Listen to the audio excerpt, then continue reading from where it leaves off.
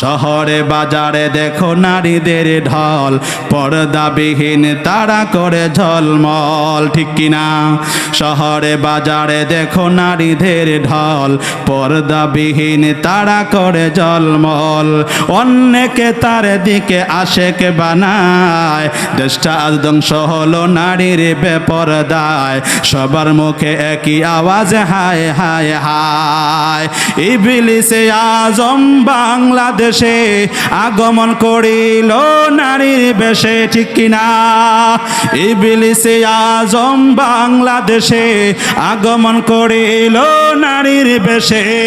দলে দলে বসে ওরা মেলা মিলায়, দেশটা আজ ধ্বংস হলো নারীর বেপরদায়। সবার মুখে একই আওয়াজ, হায় হায় হায়, ঠিক কিনা? আচ্ছা, একজন কন্যা যখন বাবার কাছে থাকে, ভাইয়ের কাছে থাকে, কতটুকু মর্যাদা ইসলাম তাকে দিয়েছে। আবার যখন অন্য কারো বউ হয়, স্ত্রী হয়, তখন কতটুকু মর্যাদা ইসলাম তাকে দিয়েছে। এই দুইটা বিষয় নিয়ে কথা বললাম। আপনারা কি বিন্দু পরিমাণ হলো বুঝতে পারছেন? বুঝতে পারছেন? কথা বলেন না কেন? বুঝতে পারছেন? আওয়াজ করে বলেন, বুঝতে পারছেন?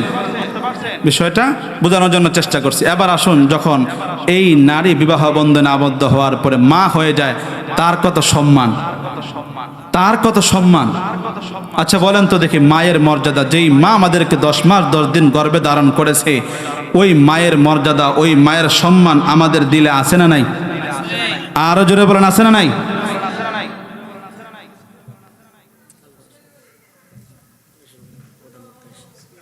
আর আগে কালেকশন করতে, শুরুতেই কালেকশন করতে।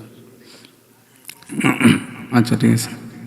আচ্ছা, একজন মা হিসাবে কতটুকু মর্যাদা ইসলাম তাকে নিয়ে দিয়েছে?